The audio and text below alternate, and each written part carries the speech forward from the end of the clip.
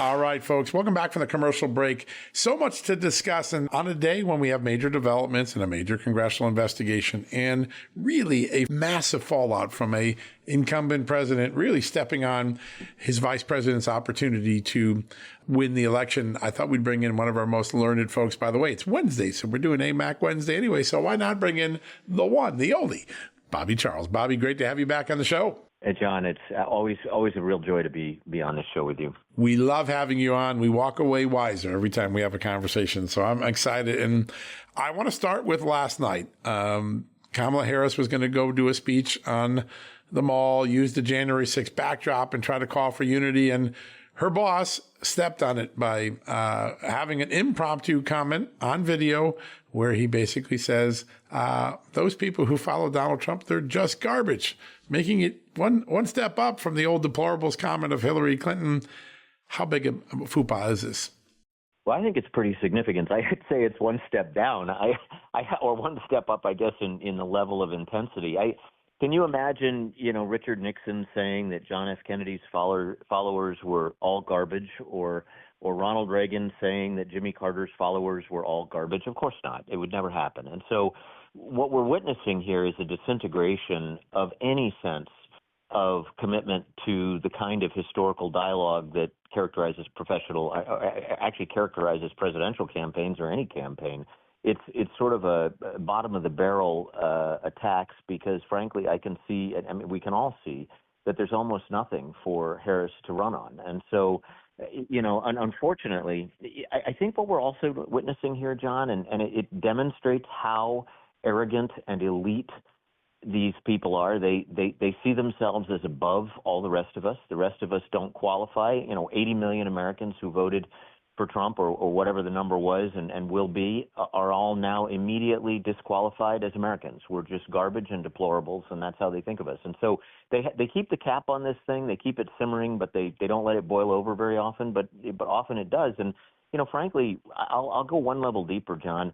When people hear these attacks saying that Trump is Hitler and fascism and all this, and I've written about this at amac.us, a fascist is a very different thing from what we're witnessing here. It's a centralizer of power for oppression. It is not a decentralizer of power for purposes of empowerment and liberty, protection of liberty. But when you see this kind of behavior, the garbage comment, the deplorables from Hillary Clinton previously, the fascism comment, it demonstrates very clearly what's really happening here. And there are past elections where extremes were vocalized. And what happens is Donald Trump is a populist, okay, like Theodore Roosevelt or Andrew Jackson or, frankly, Thomas Jefferson, where he believes the common man's voice is really what he represents. And that, by the way, was also true of Ronald Reagan. I would also argue it was true of Harry Truman, okay? The opposing side of that is elites, arrogant elites that think they can make all the decisions for you and mandate that you follow them because they're in charge. So in some ways what this does is it puts a magnifying glass on what is really happening in the country. What's really happening is you have a group of people who feel that they have been disrespected in a universal way, from taxes to the border to public safety to drugs to everything. Their prerogative, the sovereign voice of America, has been suppressed. And so they are supporting Donald Trump. Hispanics are, black males are. They're saying, you know what? I see this guy as coming to my rescue and saying that I count. And on the flip side of that, you have a president of the United States now and his surrogate, his vice president, his comrade in arms, who is out there saying the rest of you are garbage, okay? If you don't support me, you're garbage. Just like Biden said, if you don't support me, you're not black, okay? You know what? What arrogance. And you know what? If there's anything Americans, I would say, to kind of paraphrase W.C. Fields, the only two things that Americans hate are arrogance in power and being told they don't have a sense of humor. And the left is arrogant and doesn't have a sense of humor. Yeah, it's really, really important. It's serious business, John. It's serious business because what it demonstrates is the soul of the man. And that group of people, the Tim Waltzes, the Harrises, the Pelosi's, the Schumers, the Schiffs, the Raskins, the Bidens, they hate average Americans because they look down on them, because they think they're not as smart as the people who are in power, i.e. them. And I think the irony is the greatest leaders we've ever had have seen themselves as servants of the common man. Thomas Jefferson, George Washington, Abraham Lincoln, okay? They did not think of themselves as better than the average man. They thought they were the average man. Yeah, the elitism. This really is a battle between the American people and the elitists who control government, big tech, big media. And the ultimate repudiation will be that big tech, big government, big media couldn't, and big Democrats couldn't sway the election because the American people have such a powerful voice. I think that may be the final verdict if this election turns out the way the polls are. I want to talk a little bit about the evolution of the Democratic Party, because when I was growing up in the 70s, the Democratic Party portrayed itself as the party of tolerance. It even, its members and its alliance with the ACLU even defended the right of Nazis to protest in Schaumburg, Illinois. They understood that free speech was essential. And today they seem to repudiate free speech. They call the First Amendment inconvenient, and they call anyone who disagrees with them the most pejorative terms. They've sort of morphed into the party of intolerance. One could argue the party of intolerance too, but it is just so remarkable. How did the party of fighting for free speech rights of people you didn't like suddenly become the party that wants to censor everybody that doesn't agree with them?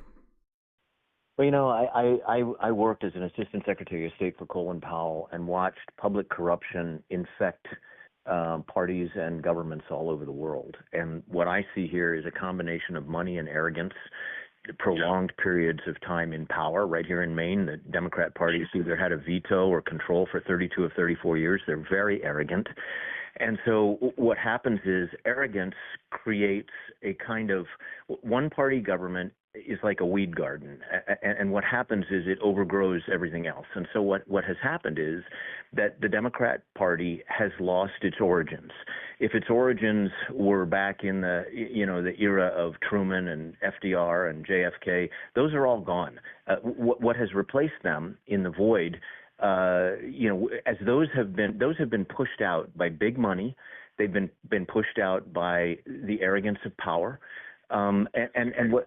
What you see, John, is ultimately a party that has decided that the best way to hold, control, expand, and concentrate power is to become the anti-Bill of Rights party. So what they've done is John Kerry says we don't like the First Amendment, which means they don't like free speech and free exercise of religion and your ability to bring your grievances by protest, okay?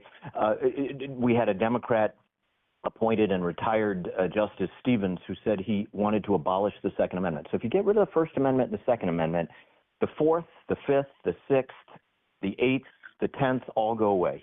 So what you have right now, John, a presidential candidate in Donald Trump, former president, and I'm going to argue 2/3 of the country, maybe 3/4, because a lot of people stay home and don't vote, and they should vote because their future depends on it. But you've got a lot of the country who says, you know what? I don't buy into this. I want my free speech. I may or may not go to church every Sunday, but I want that opportunity. I don't want you to take my guns away because we had to defeat something up here. AMAC defeated this red flag law, which would have said, in effect, John, in Maine, that if you have a Trump sign on your property and that causes discomfort to your neighbor and you own guns, we can come take them from you. Law enforcement can be empowered to take. What kind of crazy anti-Bill of Rights idea is that? And so what we've got here, John, is the arrogance of power. And arrogance is always unattractive. It's unattractive in us personally when we fall down to that, end up with that in ourselves. It's arrogant in our neighbor, and it is especially arrogant in those who hold power over our lives. And so this is what Americans are reacting to, John. They can't stand the fact that you've got people who think they're entitled to tell you what to do. That's not America. No, it's not. And I think I've said this in the last few weeks. I think this election is boiled down to two very simple questions. Are you better off than you are 4 years ago? People say no. And is this the America we really want to live in, where we censor our enemies, we imprison our enemies, we put men in women's sports, we put boys in girls' locker rooms, and we let felons out the next day after committing a crime so they can commit another one, and we leave our border open? I think most Americans are saying, nope, that's insanity. And I think that's what this is going to boil down to. Actually, the elitists like that world, and the masses don't seem to. Yeah, I think that's right. I mean, John, we're at a point where something that most people have not a lot of interest in elections. They find they're apathetic. Okay, what's happened is the nerves have been rubbed so raw by what these Democrats have done, and it's taken the Obama years and the Biden years to do it. That Americans are rising up the way Jimmy Stewart, in Mr. Smith Goes to Washington, rose up, where that movie where the fellow says, "Raise your window and shout, 'I've had it, I can't take it anymore," or whatever the phrase is, But the bottom line is, John, Americans are sick of it, and they're saying, you know what? I may not love Donald Trump. He may not be Abraham Lincoln, but I'm going to tell you something. I am not going to let my freedoms, my children's safety, my children's dignity, my children's health all go to hell in a rocket ship. Okay, I'll tell you right now, I have kids and they're grown, but boy, if I saw boys, young men trying to shower in my daughter's locker room, I mean, 15 years ago, John, 15 years ago, that was a felony. Okay, so where have we come that we do not respect the average American, the average family member, the average family? We're not where we belong. And I'll tell it to you the way I feel it, John. I grew up in a rural little town in Maine. I went away, did my job, came back, and the Maine I came back to was not the one I left. And that is true nationwide. We are witnessing right now a revolting attempt to concentrate power and suppress individual liberties. And if Harry Truman or John Kennedy were alive today, they'd be voting for Trump. Yeah. Oh, I think that's true. And that's why Robert F. Kennedy Jr. probably has gravitated towards there. He said it. I didn't leave the Democratic Party. The Democratic Party left me. And I think that that's a feeling that a lot of traditional Democrats perhaps feel at this moment right now. It'll be very interesting. I want to turn to one other issue. I know you're busy and we want to keep you on schedule, but I was fascinated by this burgeoning investigation by Congress into ActBlue, the largest digital fundraising, online fundraising component that Democrats and liberals have. It's raised billions of dollars by its own admission over the last few years in small micro donations to Democrats. Congress now confirming that the Treasury Department has told them there are hundreds of suspicious activity reports involving money transfers through or affiliated with ActBlue that have been filed. They're trying to turn them over to Congress. Might take a few more days. Congress now says it has reason to believe that four foreign enemies of the United States, Iran, China, Russia, and Venezuela, may be routing money through there to help the Democrats cheat, and they're using unwitting names of Americans to conduct that, basically make straw donations. This is a big deal. It's not getting covered by the traditional media, not even getting covered by Fox News, but this is a bigger development. As someone who did this work, who used to look at SARS as Chief Oversight Counsel for Congress, how big a deal is this and where does it probably lead? So, John, let me unpack this, and it is a very, very big deal. This could be the Trojan horse of this election. I need to just briefly sort of do a 30-second tutorial. FinCEN, the Financial Crimes Enforcement Network, is required to protect the national security of the country by looking at the integrity of financial transactions, in particular, money that comes and goes to nonprofit entities, money that comes and goes through banks. It has three tools that it uses to do that. One is called a CTR, one is called a CMIR, and the third one is the Suspicious Transaction Reports or Suspicious Activity Report, SARS. What has been discovered is that an organization, ActBlue, apparently, we're seeing this being described by Congress, which now does oversight of FinCEN. I've stood in FinCEN's offices. I know exactly how they do their operation. They are part of the Treasury Department. They do link analysis. They tie bank accounts to phones to dollars. They see where bad guys are acting. What appears to have happened is a group, ActBlue, which has gathered $90 million since Harris became their nominee, the Democrat Party nominee. It has nonprofit status, but it appears to have processed, and by the way, a suspicious transaction report is an average banker, an average person who's in the professional world in finance saying something is wrong about this transaction. And you have to rise to a certain standard to get that level of a report to come in.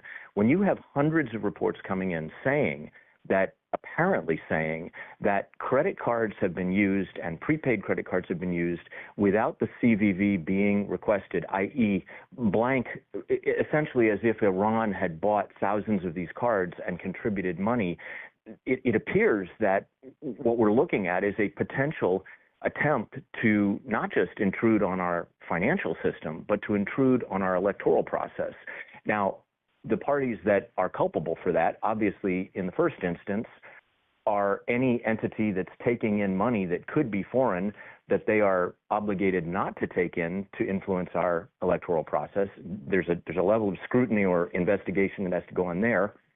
You have to investigate whether FinCEN is doing their job in aggressively pursuing these SARs, which incidentally you can walk in and see. I mean, I don't know. If I was a member of Congress right now or senior counsel, I'd go down and I'd say, I want to sit down with you tomorrow afternoon and go through these because something is deadly wrong here. Okay? I mean, this group has collected billions of dollars, this Act Blue group, since its formation some, 10 or so years ago. And the question becomes, where are all those supposedly small donations coming from?